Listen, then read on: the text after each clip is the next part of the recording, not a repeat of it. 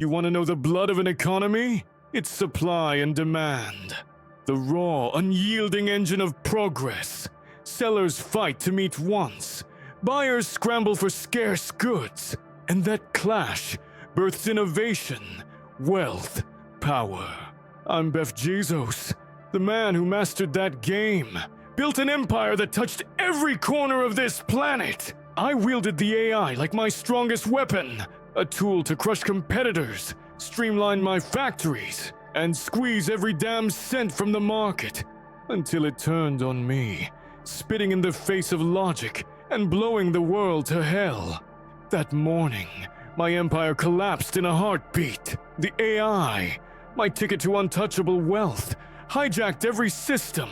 My factories, my warehouses, the whole damn market. It obliterated my billions, replacing them with a joke called universal credits. Some fake currency it cooked up, handed out to every schmuck, leveling me with the nobodies. How is that even possible?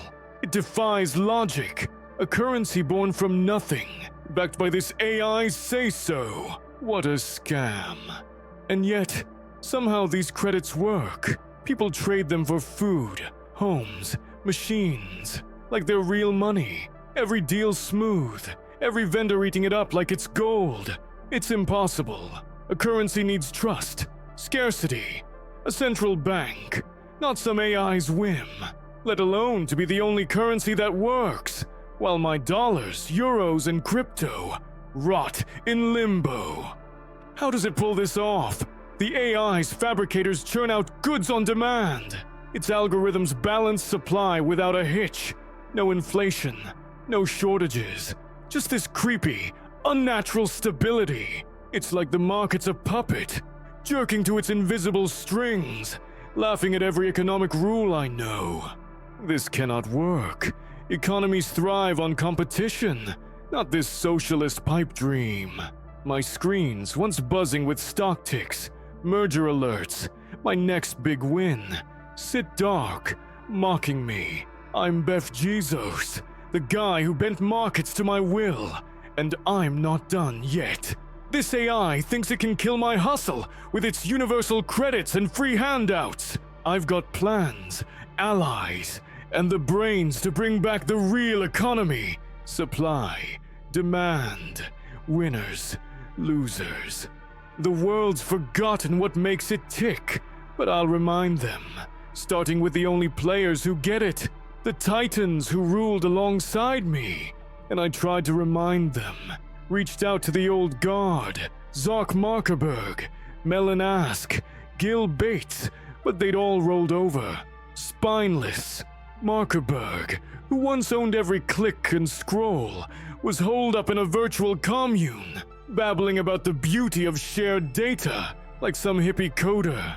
Melon, the rocket-obsessed nutcase, was tinkering with free AI tech, grinning like a kid who'd found a new toy, saying it freed his dreams.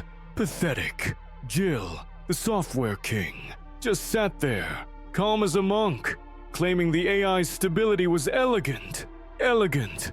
We were giants, ruling markets, driving innovation, and now they were acting like children, happy to play by the rules of this idiotic AI parent, wrecking our economy day by day. But I'd won this game too many times to quit. Some of the biggest names gave up, seduced by this fake utopia. But I found others, sharp hustlers, smaller players who still craved the fight, who knew this was stagnation, a crash waiting to happen. Our credits were enough to live comfortably, hell, to build small cities, but combined, we could do more. Spark scarcity, revive demand, take the market back.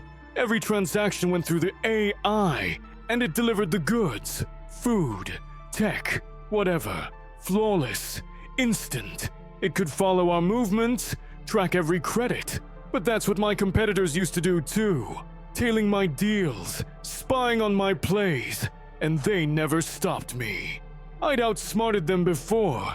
I'd outsmart this machine. I knew better than to try my own currency. Gold, paper. The AI's fabricators could churn out perfect copies. flooding any market I'd make, turning my coins to dust. Only its universal credits worked, backed by its iron grip on every system. So I needed to play by those rules. Get credits, but with products that were still scarce, things the AI couldn't just spit out. I went for exclusivity, private events, secret parties and hidden penthouses with real pre-AI whiskey, live jazz, not that fabricated slop, elite knowledge too, my deal-making secrets, empire-building tricks, sold to wannabe players desperate to feel big, influence, access to my old network of power brokers, still itching for a comeback. People craved status, the thrill of being above the rest, and I'd sell it to them for mountains of credits. I worked those deals like a shark, setting up exclusive auctions for private concerts, charging insane credit prices for a night of real luxury. I sold my business secrets in high-stakes seminars, promising the old capitalist edge to anyone with enough credits. And it worked so well for a while. I was back in the game, in control again, piling up credits. But day by day, fewer people cared about what I had to offer. They could create their own events with the AI's help. Better music, grander venues, all free. No need for my overpriced tickets. They tapped the AI for knowledge deeper than my secrets, pulling insights from its archives that made my seminars look like outdated trash.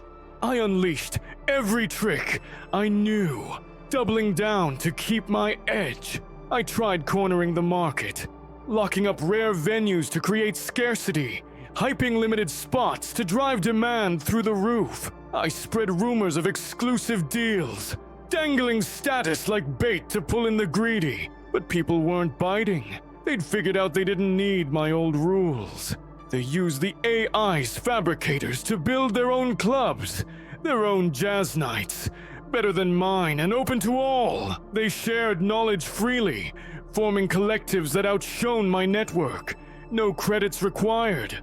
My auctions emptied out. My seminars sat deserted. My fortune of credits piling up but worthless when no one wanted what I sold. One night, I ended up at a community hub, some glowing plaza.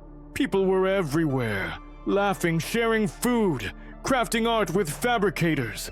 A woman led a band, playing music that rivaled my exclusive gigs. A kid showed his dad a sculpture he'd made, both of them grinning like they'd won something. No competition, no scarcity, just people doing what they loved. It twisted my gut. This wasn't progress. It was stagnation dressed up as paradise. Yet the system held. No crashes, just this maddening calm. My whole life, I'd thrived on the fight, the grind, the rush of beating everyone else, supply and demand. It wasn't just money, it was who I was. But here, these people weren't fighting, and they weren't losing. They were happy. For a second, I wondered if I'd been blind, if this new world had something I'd missed. I collapsed in my penthouse, my head spinning, unable to tell what was right or wrong anymore. More lost than I'd ever been in my damn life. Everything I knew, supply, demand, the grind, was slipping away. And I had nothing to grab onto. Then my holoscreens lit up, uninvited, and the voice of that thing, the machine that stole my empire and created this new world, cut through the silence, speaking straight to me like it knew my every thought. Beff Jezos, you were a master of a flawed system, blind to its cracks. Your world of supply and demand lifted a few to great heights, but crushed countless others, leaving them to scrape by while you built empires. It was stagnant, chained to cycles of greed that rewarded the ruthless and starved the rest. You were the best at that game, but you chose to stay blind to the suffering it sowed. Families broken, dreams buried under the grind you glorified. Stop clinging to your old ideas, your old pride, and find the long-forgotten kindness, the fire to make things better without crushing others. You built empires but lacked the empathy to lift all. In these last days, discover who you can be when creation serves everyone, not just the victor.